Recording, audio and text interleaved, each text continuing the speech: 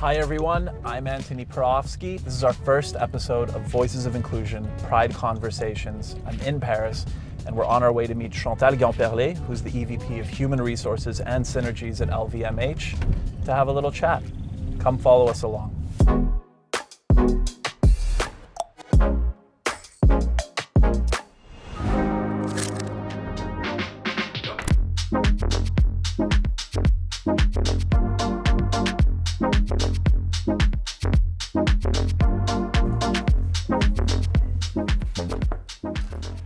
Bonjour, Madame Gaemperle. Grand plaisir. Lovely to meet you. Lovely to meet you. May I? Thank you. It's a pleasure. So thank you so much for having me. On the wonderful, drive through the Champs-Élysées as I was coming here, I was kind of thinking about what I wanted to kind of discuss. We do this on Queer Eye a lot.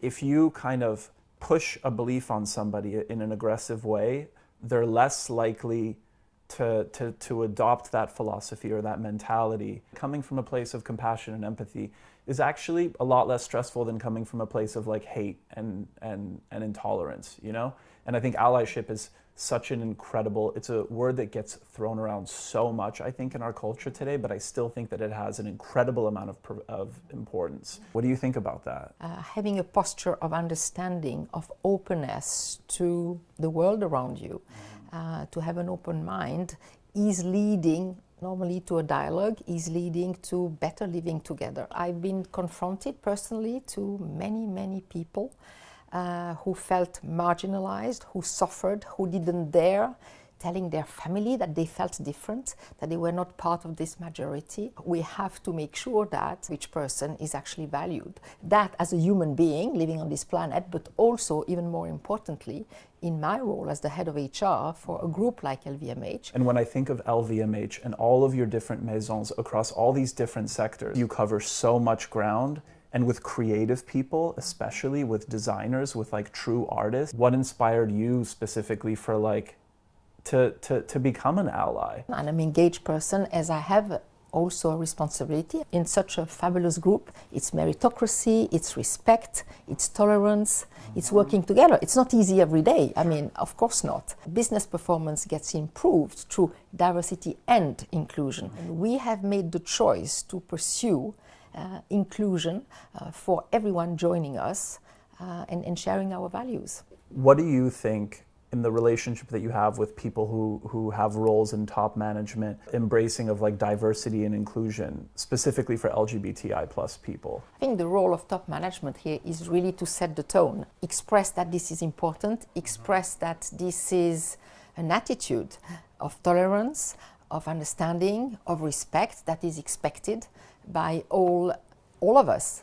all employees working in this group. There is a global movement to make people open up, meet, see different perspectives is the best way that we are going to progress for an inclusive culture. The famous saying, with great privilege comes greater responsibility. Yes. And I think you really explained that in a really beautiful, cohesive way, so thank you. I wish you wonderful conversations. Perfect. I can't wait to creep around your beautiful building and meet some of the other employees. Thank you so much for taking the time. Thank you, I really do appreciate Antoni. it. Merci. Honestly, I could not have asked for a better start to these conversations and the chat that I just had with Chantal Gaemperle. So next up, we're off to meet Edouard Dordor. He's the travel and retail CMO at Moët Hennessy.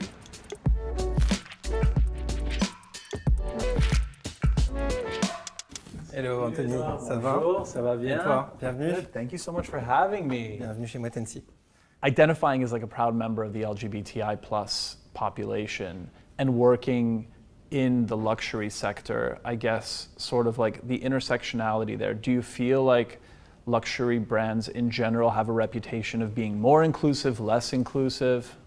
It's a good question, and I don't think you can actually generalize that much. Of course, when you're thinking fashion and cosmetics, you would have more visible gay people or lesbian people out there. Of course, that's what comes to mind, that it's a bit more tolerated and acceptable. Mm-hmm. We are looking to be more diverse, to identify more to our consumers who are very varied. Allyship is really important. It's not about gay people making sure it's okay. It's about ensuring that straight people actually do support those kind of initiatives. But I think we still have a way to go. I'm actually really Very excited because we are doing our first Pride event, first for Moët Hennessy. How does kind of like your activism, if it does, manifest itself in the work? I think first it's not about activism, to be honest. It's about ensuring that the young generation doesn't have to go through what my generation has gone through. The more you can educate people, the better it is. So it's first trying to make people feel welcome, feel like we can reflect the consumers, like we discussed, but also that our teams feel comfortable being at work, being open at work, because even in France, you still have 1/3 of people that believe that their career is at risk when doing their coming out. Do you have any examples of whether it's growing up or current examples that you have or in the workplace personally or professionally where allyship has really helped you in your growth? When I moved to Australia and I was invited to the Christmas party, and my boss told me, oh, you can come with whoever. Male or female. He didn't ask me if I was gay. He just told me it was okay to bring anyone I wanted.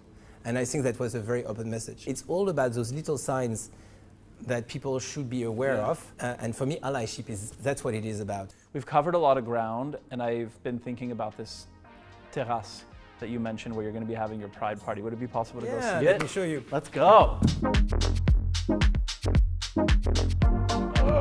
Yes, look at that. Ah, c'est vraiment panoramique, hein? I honestly can't think of a more perfect setting to wrap up our first episode of Voices of Inclusion Pride Conversations.